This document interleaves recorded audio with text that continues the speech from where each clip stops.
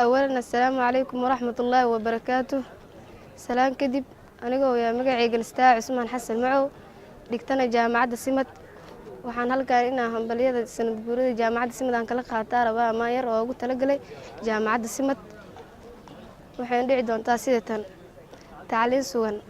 aqoon saafiya barayaal fiican oo aan saluug lahayn dhowr sano waxaan filayay waan ku qoray saabkayga Simad baa ka helayo jaalayaal sabanka maanta ah cirkoo soo hooray daadkoo sumanaya saxan joogsan daruur samada wada gaadhay iyo saymahooda ay Simad baa ka dhiganoo jaalayaal sabanka maanta ah wacan iyo samo wanaag badan saatir baa ugu deeqo jaamacadaha sabankan Simad baa ugu sidato jaalayaal sabanka maanta ah rabo samada ay gaadhaa ugu sareysa jaamacaha gayigeena Simad ay noqotaa magac jiro oo suulin abidkiis allow ka yeel Simad. Bismillahir Rahmanir Rahiim. Magacay waa Aadan Ibrahim Umar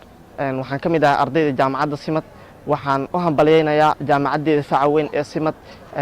waxaana ugu targalay sanad guuradeeda maansiyar waxaana ku bilaabanaysaa sida tan agaasimaha guud iyo aqoon-yahanka joogiyo arday iyo shaqaalaba idilkiin ma nabadba ujeedkayga maansiyo anoo ajandaha gelin horta aan iskeen baro aadan weeye magacii waxaan ahay nin amal iyo arrin hiigsanayo aqoontiisa maalo Simad aaday goor hore inkastoo ayaantan afareyda maansada inaan erayo sheega aamus aan ka doorbiday ha yeeshee isniintan waa maalin iido Simad loo asteeyo kama aali karayee erayadan qalbigu yiri iga hooyo waa xule adduunkan dhaqaaqo awoodiisa baahdo aayatiinka gaaray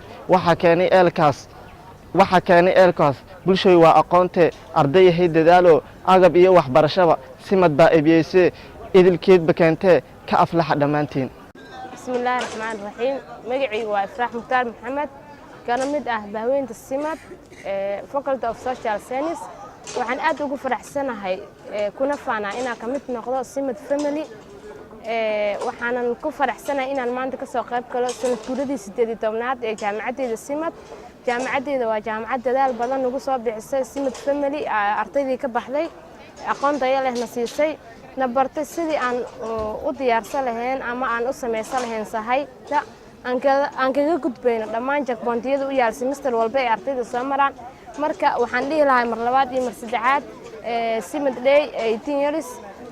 sanad guuro wacan hambaliyo cimrigaaga la haraajiyay jaamacadda Simad waxaan dhihi lahaa Simad ay sameeynayay sifaan jahligeena helay sumcadda Soomaali weyn midii sar u qaaday sinaanta cadaaladiyo midii sameeyna guud saadaasha rumeysay Simaday muhuraantiyay Simaday sifa qeyr lahay Simaday samadoontiye simihii aqoontiye Simaday sama ahaaga laguma sifeey saadaale waxa tahay hooyo Soomaali hambali aan leeyahay mar labaad iyo mar saddexaad aad iyo aad u mahadsantihiin dhammaan Simad family.